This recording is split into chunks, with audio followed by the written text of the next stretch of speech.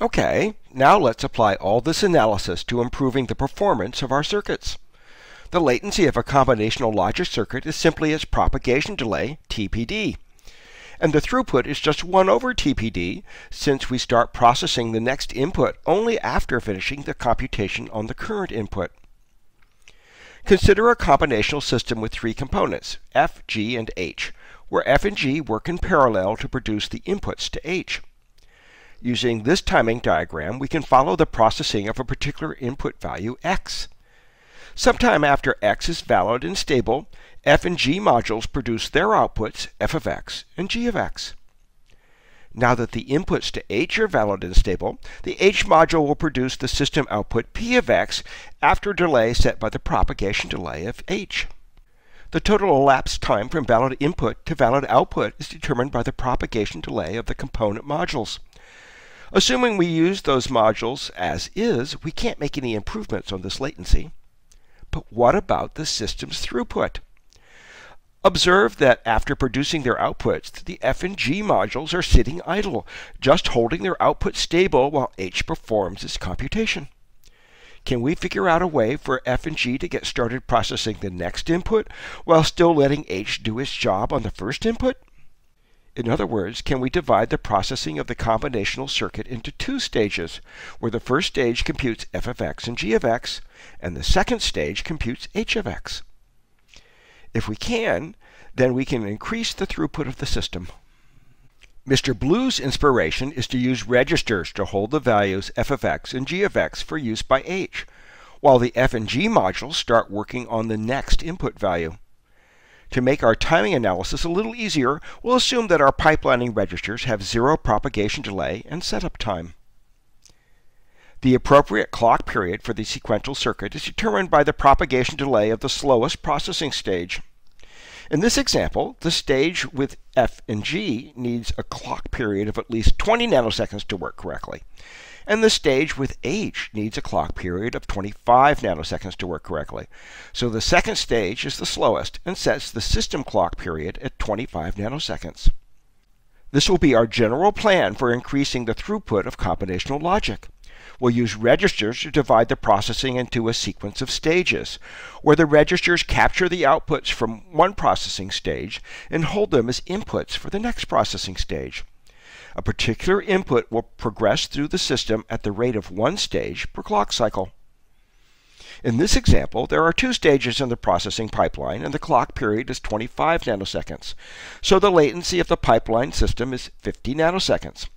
In other words, the number of stages times the system's clock period. The latency of the pipeline system is a little longer than the latency of the unpipelined system. However, the pipeline system produces 1 output every clock period, or 25 nanoseconds. The pipeline system has considerably better throughput at the cost of a small increase in latency. Pipeline diagrams help us visualize the operation of a pipeline system. The rows of the pipeline diagram represent the pipeline stages, and the columns are successive clock cycles. At the beginning of clock cycle I, the input x sub I becomes stable and valid. Then, during clock cycle I, the F and G modules process that input, and at the end of the cycle, the results, f of x sub I and g of x sub I, are captured by the pipeline registers between the first and second stages. Then, in cycle I plus 1, H uses the captured values to do its share of the processing of x sub I. And, meanwhile, the F and G modules are working on x sub I plus 1. You can see that the processing for a particular input value moves diagonally through the diagram, 1 pipeline stage per clock cycle. At the end of cycle I plus 1, the output of H is captured by the final pipeline register and is available for use during cycle I plus 2.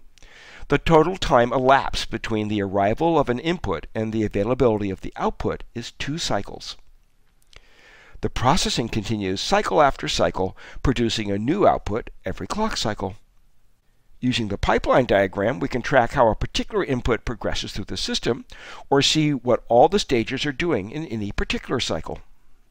We'll define a k-stage pipeline, or k-pipeline for short, as an acyclic circuit having exactly k registers on every path from input to output. An unpipelined combinational circuit is thus a 0-stage pipeline.